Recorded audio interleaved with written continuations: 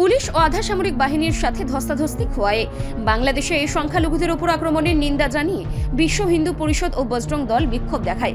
সেই মিছিল খোয়াই পুরনো বাজার সীমান্তের দিকে যেতেই পুলিশ ব্যারিকেড দিয়ে তাদের আটকে দেয়। বাংলাদেশের সংখ্যালঘু হিন্দুদের উপর আক্রমণ, নির্যাতন, হিন্দু মহিলাদের ধর্ষণ, জ্যান্ত পুড়িয়ে মারা, প্রতিদিন এরকম ঘটনা গত এক বছর ধরে ঘটেই চলেছে বাংলাদেশে। এর মধ্যে এই গত কয়েক মাসে বাংলাদেশের মৌলবাদী এর প্রতিবাদে আজ বেলা 12টায় বিশ্ব হিন্দু পরিষদ জেলা কমিটি, বজরং দল সহ একটা বৃহৎ সংখ্যার হিন্দু সনাতনী অংশের জনগণের উদ্যোগে এই বিক্ষোভ মিছিল প্রদর্শন করা হয়। এই বিক্ষোভ মিছিলে নেতৃত্ব দেন বিশ্ব হিন্দু পরিষদের জেলা কমিটির সম্পাদক সপ্তদ্বীপ আচার্য, ছিলেন সত্যজিৎ রায়, বিজয় গোপ, অসিত গোপ সহ অন্যান্যরা। আজকের এই কর্মসূচি বিষয়ে বিশ্ব হিন্দু পরিষদ খোয়াই জেলা সম্পাদক সপ্তদ্বীপ আচার্য বাংলাদেশের হিংস্র মৌলবাদীদের জানান দিতে চান হিন্দুরা একত্রিত অবিলম্বে ভারতের। जो ये आज एक प्रोटेस्ट रैली हुआ था वो पीसफुली एंड हुआ।